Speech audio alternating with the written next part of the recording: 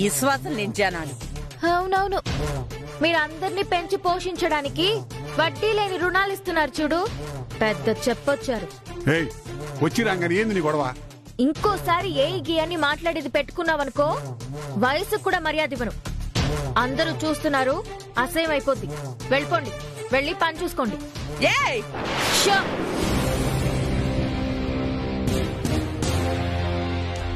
ఇప్పుడేంటి పొద్దు పొద్దునే బీపీయా? బీపీ మాత్రం వేయించుకోవాలనా? సరే, ఒక వారంలో ఫ్రీ మెడికల్ క్యాంప్ పెట్టిస్తాను, అప్పుడు రండి. ఎలాగో మీరు డాక్టర్ దగ్గరికెళ్ళి ఖర్చు పెట్టి ఒంట్లో ఉన్న జబ్బులు కూడా చూపించుకోరు కదా. ఫ్రీ మెడికల్ క్యాంప్ పెట్టిస్తా, అప్పుడొచ్చి బీపీ షుగర్ అన్ని చెకప్ చేయించుకోండి. మెడిసిన్స్ కూడా నేను ఫ్రీగా ఇప్పిస్తానులే, డోంట్ వరీ. గో గోమ్మా.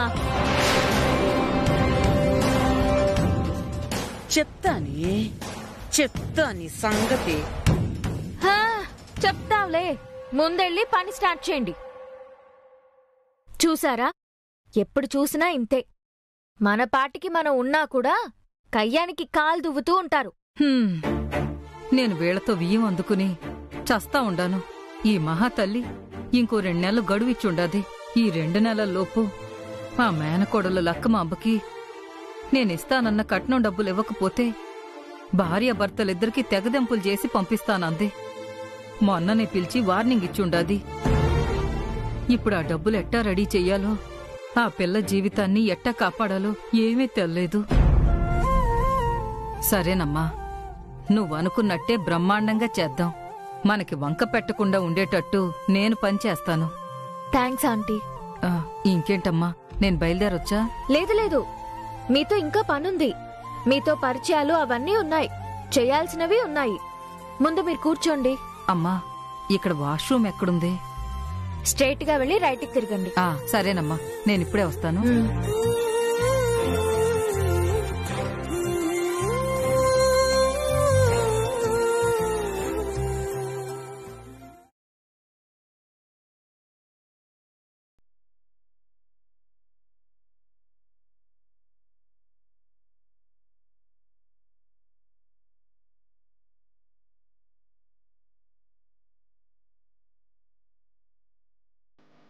పాప నిన్నటి వరకు నన్ను ఒప్పించడానికి, అతని మనసులో మాట చెప్పడానికి, నా మీద ఇష్టాన్ని చూపించడానికి శతవిధాలా ప్రయత్నించాడు.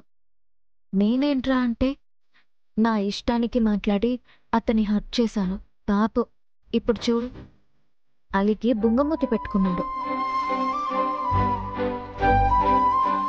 ఇప్పుడు గోవింద్ దగ్గరికి వెళ్ళి నా మనసులో మాట చెప్పాలి. ఎలా చెప్పును? అరే, ఏమవుతుంది నాకు? ఇంత ఇబ్బంది పడుతున్నానేంటి? హలో గీత.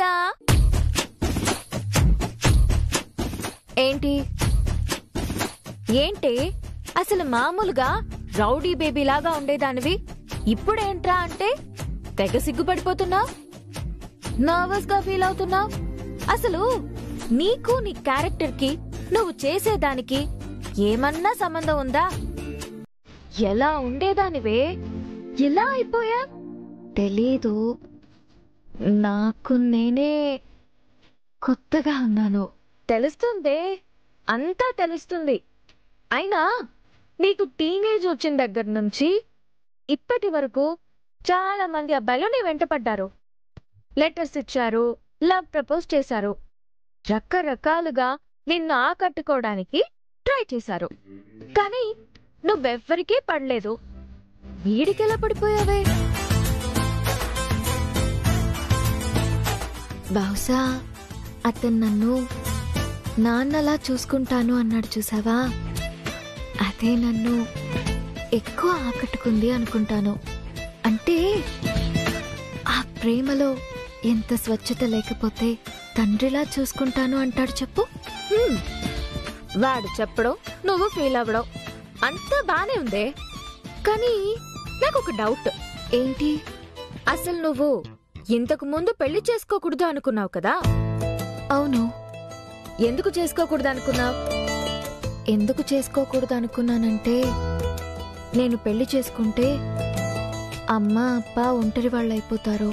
అబ్బాయి పెళ్లి చేసుకుంటే తల్లిదండ్రులతో కలిసి ఉన్నట్టు అమ్మాయి తల్లిదండ్రులతో ఉండలేదు. మీరుండండి ఆంటీ. ఎవరు అవునన్నా కాదన్నా మీరిక్కడ పనిచేస్తారు. మిమ్మల్ని వద్దు అనే అధికారం వీళ్ళెవ్వరికీ లేదు. వాళ్లకంటే ముందు ఈ కంపెనీలో నేను వర్కింగ్ పార్ట్నర్ గా జాయిన్ అయ్యాను. దీని గురించి నిర్ణయాలు తీసుకునే హక్కు నాకుంది. ఎవరేం చెప్పడానికి వీల్లేదు. అట్నా? అప్పుడు వంట పనిలో మా వాళ్ళని కూడా పెడతాం. నువ్వు దాంట్లో దోచేయని గ్యారంటీ ఏంది? దోచేయడం, దోపిడీ చేయడం మాకు అలవాట్లేదు. అయినా మీకు దోపిడీ చేసుకోవడానికి మనుషులు అవసరం అనుకుంటా. తీసుకొచ్చి పెట్టుకోండి. కానీ అక్కడ పప్పులేం ఉడకవు. అయితే వంట విషయంలో మా బావ నరసింహం, లక్కమాంబ, తిరుపతి ముగ్గురు కూడా అందులో పనిచేస్తారు. ఎవ్వరూ అభ్యంతరం చెప్పడానికి వీల్లేదు. సరే రానివ్వండి, చూద్దాం. అయితే మాళవిక, ఇప్పుడు ఈవిడ గారు బయట పనులేనా? మనం చెప్పే పనులని బాధ్యతగా స్వీకరిస్తారా? దేని గురించి అంటున్నావక్క? అంటే ఈ పెళ్లిళ్ళు, ఈ ప్రోగ్రాంలన్నీను ఆవిడ చెప్పే పార్టీలకేనా, మనం చెప్పే పార్టీలకు కూడా చేసి పెడతారా అని. ఈ కంపెనీకి ఆదాయం వస్తుంది అంటే ఎవరు చెప్పినా చేస్తాను. నేనే కాంట్రాక్ట్లు కుదుర్చుకోవాలి, నేనే సంబంధాలు ఫిక్స్ చెయ్యాలి అని ఏమీ లేదు. అవసరం అనుకుంటే మీరు చెప్పినా చేస్తాను.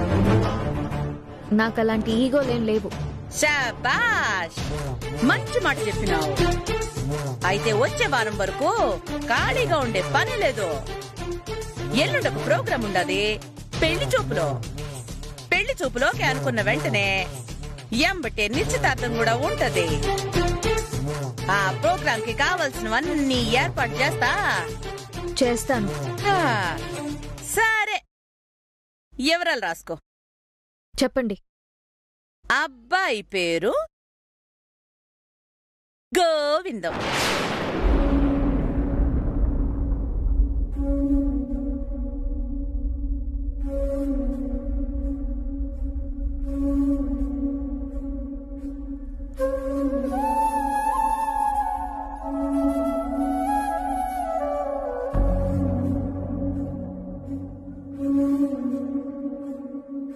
అమ్మాయి పేరు గౌతమి.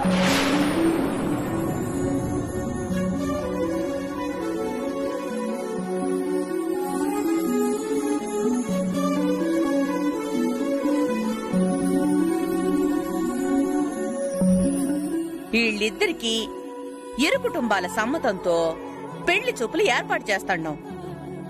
ఆ పెళ్లి చూపులకు కావలసిన ఏర్పాట్లు, పెళ్లి చూపులయ్యాక తర్వాత నిశ్చితార్థం ఏర్పాట్లు, నిశ్చితార్థం అయ్యాక పెళ్లి ఏర్పాట్లు అన్నీ నువ్వే చూసుకోవాలా, సరేనా?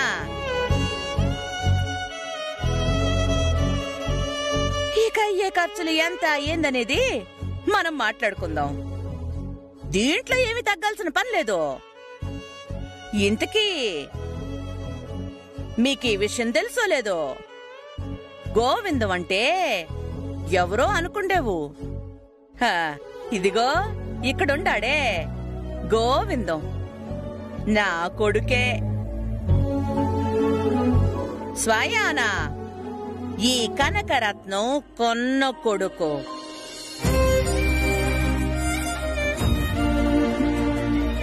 ఏందే, ఓకేనా? నీ చేతుల మీదుగానే అన్నీ జరిపించాలా. అట్ట తల ఊపిస్తే ఎట్టా? నోట్తో చెప్పు.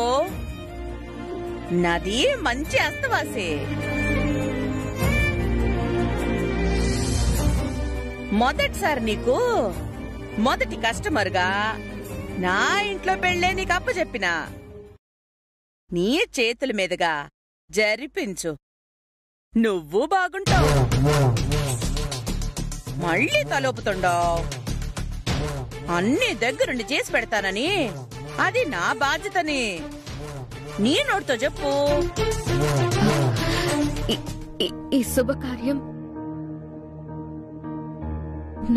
నా చేతుల మీద జరిపిస్తా.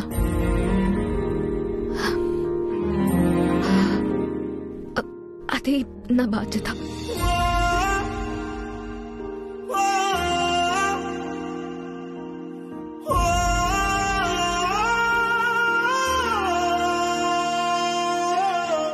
కదా వాడి వేలుతో వాడికన్నే పొడుచుకున్నట్టు వాడి పెళ్లి చూపులు, వాడి నిశ్చితార్థం, వాడి పెళ్లి అన్నీ వాడు ప్రేమించిన అమ్మాయి చేతుల మీదగానే జరిగేటట్టుగా ఫిట్టింగ్ పెట్టింది నా చెల్లి.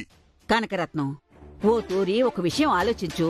ఇప్పుడు మనోడు పెండ్లి చూపులు, నిశ్చితార్థం, పెండ్లి ఇవన్నీ ఆ పిల్ల చేతుల మీదుగా జరగడం అవసరం అంటావా? రేపేదైనా తేడా వస్తే పరిస్థితి ఏంది? నేనిది అన్ని ప్లాన్ చేసుకునే చేస్తా ఉండానమ్మా. శత్రువు ఎప్పుడు మన కళ్ళ ముందే ఉండాలా? అప్పుడేం జరుగుతుంది ఏందనేది మనకి సినిమా స్క్రీన్ మీద కనిపించినట్టు క్లియర్ గా కనపడుతుంది. అదే మన కంటికి కనపడకుండా ఉండారనుకో, కరోనా వైరస్ మాదిరి ఎప్పుడు మన లోపలికెళ్ళిద్దో, మన ప్రాణాలు తీసిద్దో తెలీదు. అందుకని దొంగ చేతికి తాళాలు అప్పగించినట్టు ఆ సాంబార్ చేతికే నా కొడుకు పెండ్లి పనులు చేయిస్తాండా. నా కొడుకు నాకు మాటిచ్చుండాడు. ఆడి ఎట్టి పరిస్థితుల్లోనూ మాట తప్పడు. మాట తప్పితే ఏం చేస్తాననేది ఆల్రెడీ ఆడుకో తూరి ఇసం దాగినట్టు నటించి మరీ చూపించిన. ఆడేమో నేను నిజంగానే విసం దాగినానని నమ్ముతా ఉన్నాడు. అవసరమైతే నిజంగా కూడా తాగుతా, కానీ అంత సులభంగా సావును. ఆ అరవ పిల్లకి మనోడి మీద మనసుంటే ఈ పనులన్నీ చేస్తా, నలిగిపోతా, చిత్రవద అనుభవిస్తా ఉంటే దాన్ని పొగరు అణుగుతాది.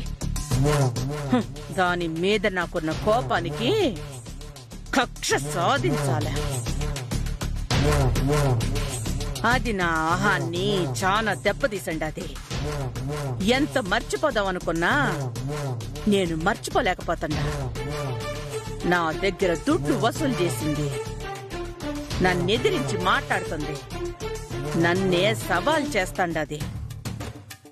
ఇంతవరకు నేను పుట్టి బుద్ధెరిగిన తర్వాత ఎవ్వడైనా నన్ను సవాల్ చేస్తుండడో? ఇప్పుడు నేను దాని జీవితానికి ఇసిరన్నాను చూడు సవాలు. ఇక నుంచి దాని జీవితం దినదిన గండం, నూరేళ్ల ఆయుష్ అన్నట్టుంటది. దీనికి తోడు మన దగ్గర అప్పు కూడా తీసుకునుండదు కదా. నెల కాని దాని తర్వాత చెప్తా దాని సంగతి. చెల్లాయ్, ఇంతకీ గోవిందానికి అమ్మాయి ఫోటో చూపించినావా? చూపిద్దాం. ఓ తూరి పిలువు నీ అల్లుణ్ణి. అల్లుడు, అరే గోవిందా, బిర్యానీ రా. ఏంది మావా? నాకేం పని ఉంటుంది నీతో? అమ్మ పిలుస్తాంది.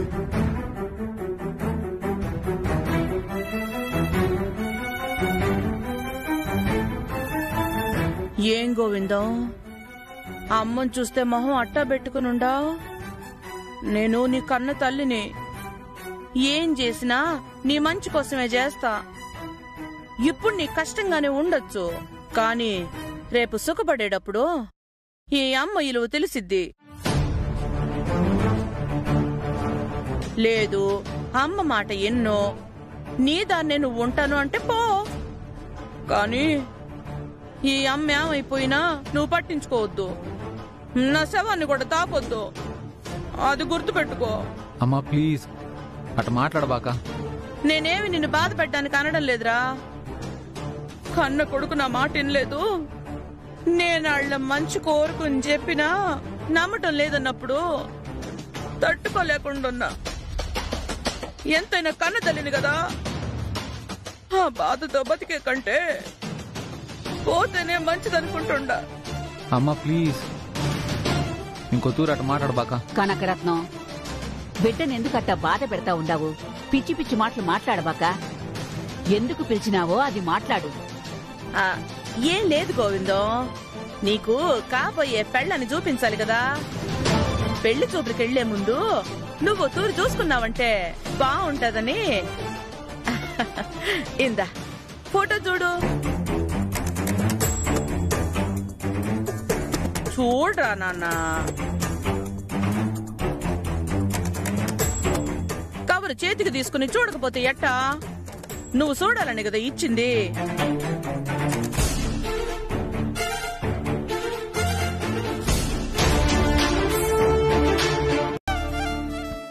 ఓహ్ గీత, నేనెంతో కూల్గా ఉండి నీతో మాట్లాడదాం అనుకున్నాను, కానీ నాకు తెలియకుండా నాకు కూడా విసుగొచ్చేస్తా ఉండదు.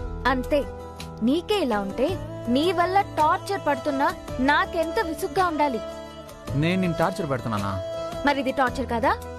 గీత, నువ్వు మనసులో ఒకటి పెట్టుకుని బయటికి ఇంకోటి మాట్లాడుతున్నావు. అది చాలా క్లియర్గా తెలుస్తున్నది. ఏం పెట్టుకున్నాను నా మనసులో? నీ మనసులో నేనంటే ఇష్టం ఉండదు, కానీ నువ్వు బెట్టు చేస్తున్నావు, కోపాడుతున్నావు. అదెందుకో నాకు అర్థం కావడం లేదు. ఎవడు చెప్పాడు నా మనసులో నువ్వున్నావని? నేను ముందు నుంచి మొత్తుకుంటూనే ఉన్నాను, నా వెంట పడొద్దు, నాకు ప్రేమకి పెళ్లికి అస్సలు పడదు, దూరంగా ఉండు అని. గీత, నేను నిన్ను ఎంత నిజాయితీగా ప్రేమిస్తున్నానో, నేను ఎట్ట చూసుకుంటానో నీకు తెలుసు. హా, చాలా నిజాయితీగా ప్రేమిస్తున్నావు.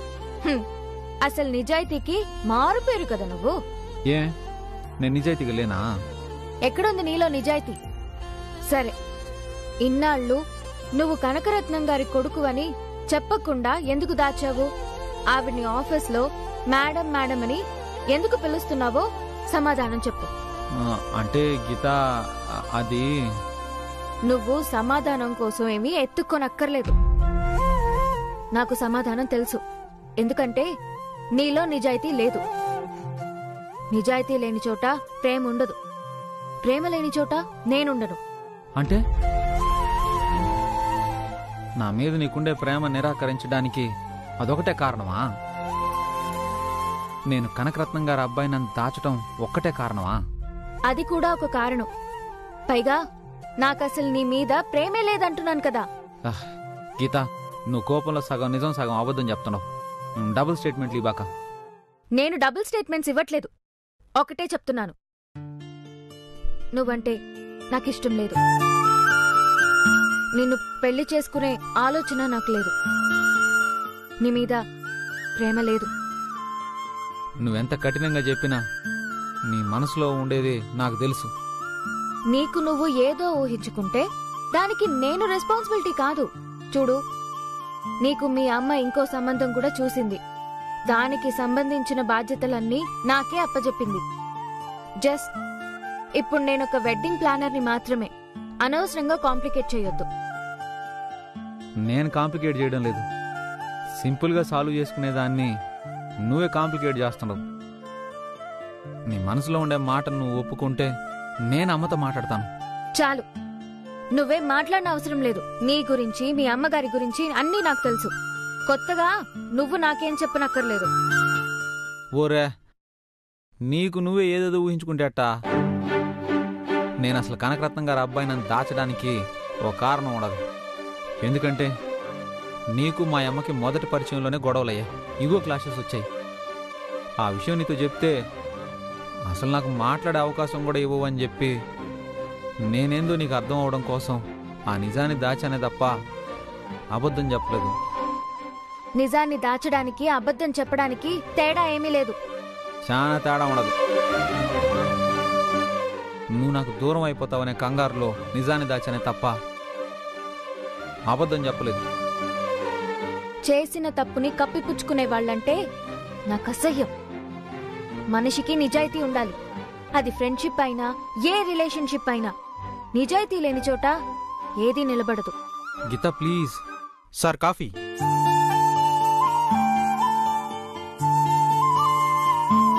అయిపోయిందా? ఇంకా ఏమైనా చెప్పాల్సింది ఉందా? చెప్తాను, ముందు నువ్వు కాఫీ తాగు. నేను కాఫీ కోసం రాలేదని చెప్పాను. చెప్పడం అయిపోయిందా? నేను బయలుదేరాలి. ప్లీజ్ గీత, నీ మనసులో నా మీద ఉండే ప్రేమని నీ నోటితో ఒప్పుకుంటే చాలు, తర్వాత అన్నీ నేను చూసుకుంటాను. ఎన్నిసార్లు చెప్పాలి నీకు? నీ మీద నాకు అలాంటి ఉద్దేశం లేదు అని నేను చెప్తున్నాను కదా. అట్లాంటి ఉద్దేశం లేని దానివైతే ఇంత దూరం వచ్చేదానివి కాదు, నాతో మాట్లాడేదానివే కాదు, ఇట చేసేదానివే కాదు. లాగి పెట్టి చెంప మీద ఒకటి కొట్టేదానివి. నీకు చెంపదెబ్బే కావాలనుకుంటే చెప్పు, ఇప్పుడే ఇచ్చేస్తాను. ఊరికి ఇరిటేట్ చేయకు. కొట్టు, కొడితే కొట్టు. చూడు, ఇంతకంటే నన్ను బాధ పెట్టకు. నీకు దండం పెడతాను, లీవ్ మీ.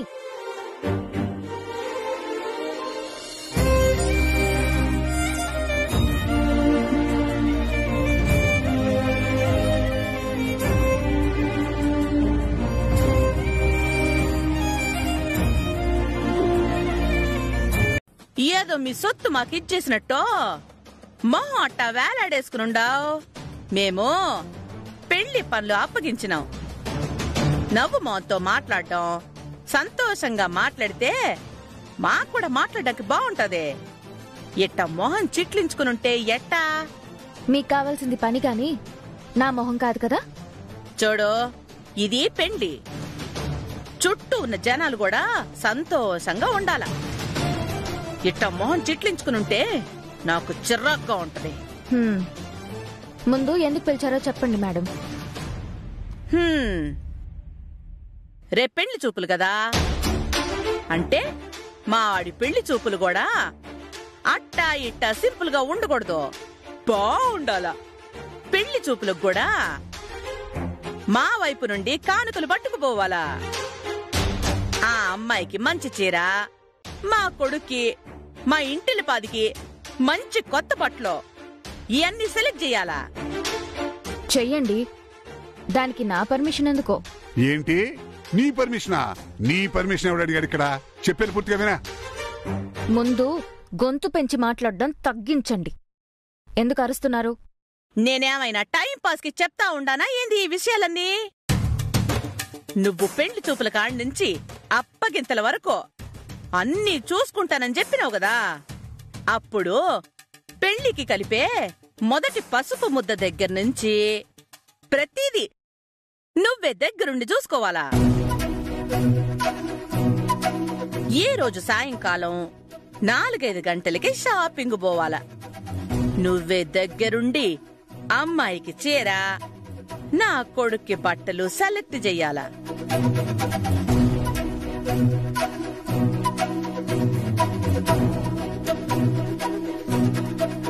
వాళ్ల బట్టలు నేను సెలెక్ట్ చేయడం ఏంటి?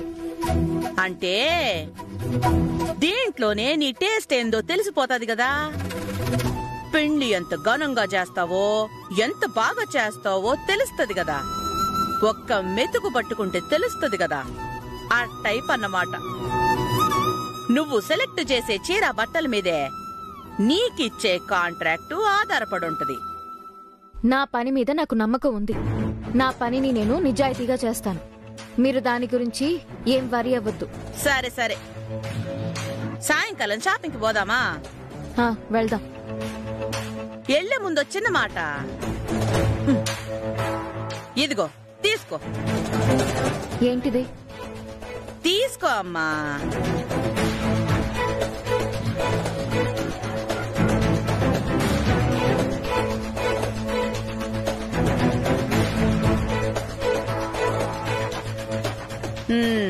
ఇప్పుడు నా కొడుకంటే నీ కళ్ళ ముందుండాడు, నువ్వు చూస్తా ఉండవు. ఆడికెట్టాంటి బట్టలు కొనాలో, ఆడి దేంట్లో అందంగా ఉంటాడో నీకు అంచనా వేసుకోవడానికి ఉంటది.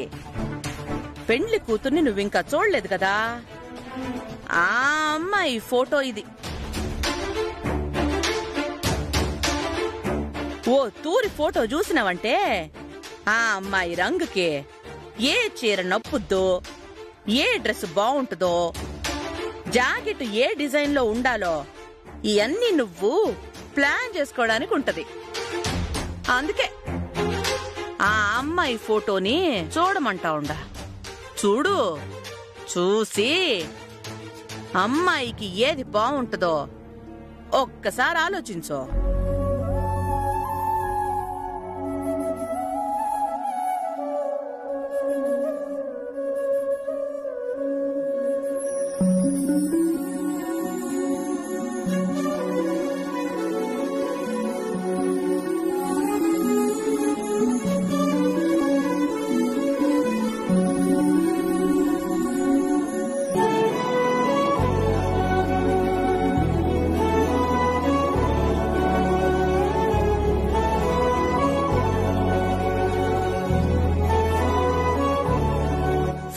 చూడమంటే దిక్కులు చూస్తాండావేందమ్మి? ఫోటో చూడు.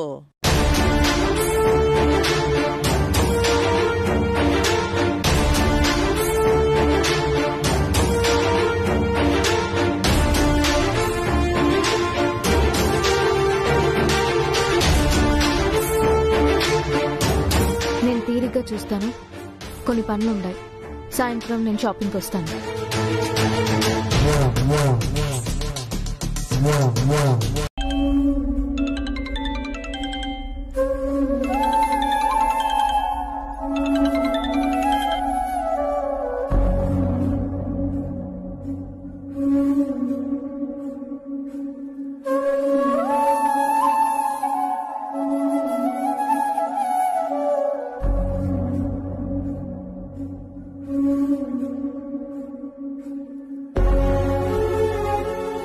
నీతో ఒక 2 నిమిషాలు మాట్లాడాలి.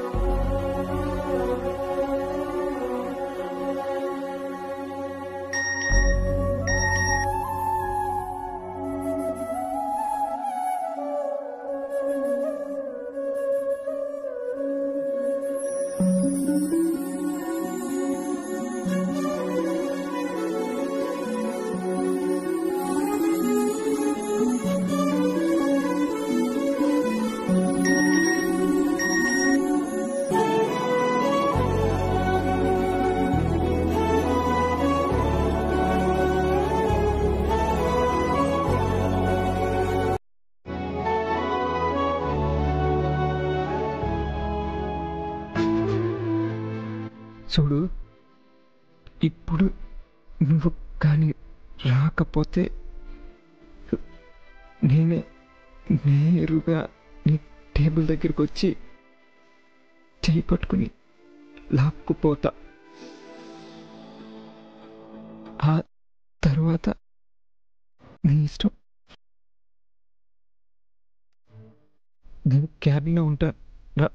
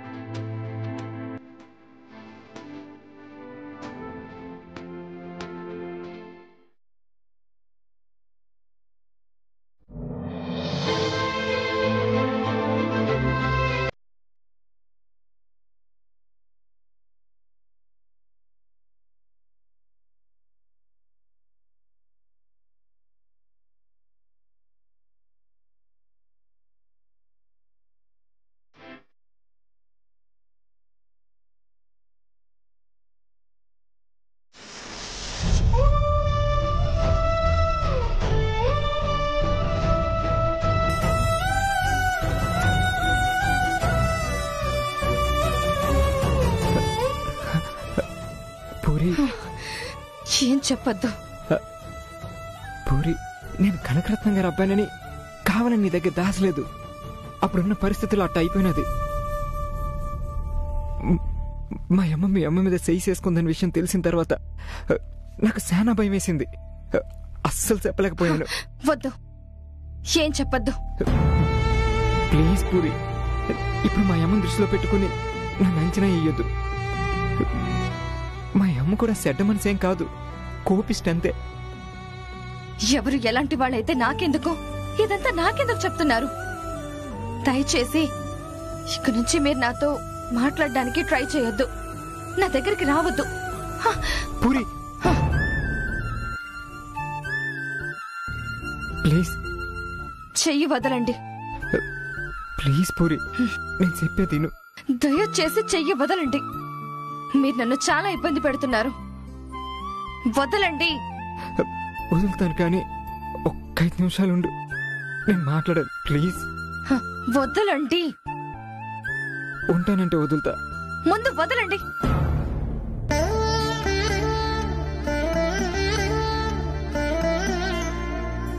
సూపూరి, నేను నిన్ను మనస్ఫూర్తిగా ఇష్టపడతా ఉండా. ఎప్పుడైతే పొరపాటున మీ ఇంటికి పెళ్లి చూపులకు వచ్చి నిన్ను చూశానో